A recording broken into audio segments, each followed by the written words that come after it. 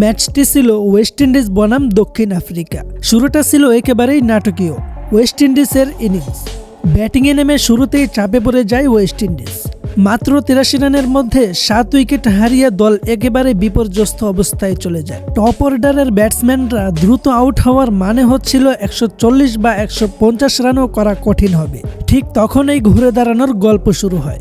Romario shepherd অসাধারণ ধৈর্য ও নিয়ন্ত্রিত আগ্রাসন দেখায়। তিনি ৩৭ বলে অপরাজিত ৫২ রান করে।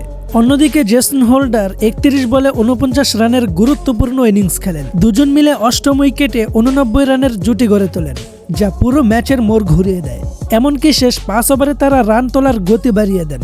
ফলে ৮৩ রানের ৭ উইকেটের অবস্থা থেকে ওয়েস্ট ইন্ডিজ শেষ পর্যন্ত ২০ ওভারে ১৭৬ রান তোলে। এই স্কোরটা তখনই লড়াই করার মতো হয়ে যায়। অন্যদিকে ১৭৭ রানের লক্ষ্য নিয়ে ব্যাটিংয়ে নেমে শুরু থেকেই আত্মবিশ্বাসী ছিল দক্ষিণ আফ্রিকা। কুইন্ট ডিকক পাওয়ার প্লেতে ঝড় তোলেন।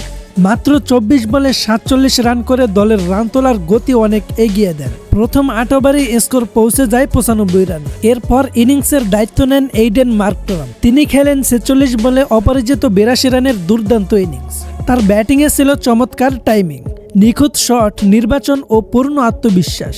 রায়ান রিকেলটন ২৮ বলে ৪৫ রান করে মার্করামকে দারুণ সাপোর্ট দেন। ফলাফল মাত্র ১৬ ওভারেই ১ উইকেট হারিয়ে লক্ষ্য ছুঁয়ে ফেলে দক্ষিণ আফ্রিকা। ৯ উইকেটের বিশাল জয়। এতেই ওয়েস্ট ইন্ডিজ প্রমাণ করেছে নিচের সারির ব্যাটসম্যানরাও ম্যাচ ঘুরিয়ে দিতে পারে। দক্ষিণ আফ্রিকা দেখিয়েছেন কিভাবে পরিকল্পিত ও আক্রমণাত্মক ব্যাটিং দিয়ে বড় লক্ষ্য সহজ করে ফেলা যায়। প্রিয় দর্শক, ক্রিকেটের শেষ বল পর্যন্ত কিছুই নিশ্চিত নয়। সব মিলিয়ে এটি ছিল দুই ভিন্ন গল্পের ম্যাচ। প্রথমে লড়াই, পরে দাপট।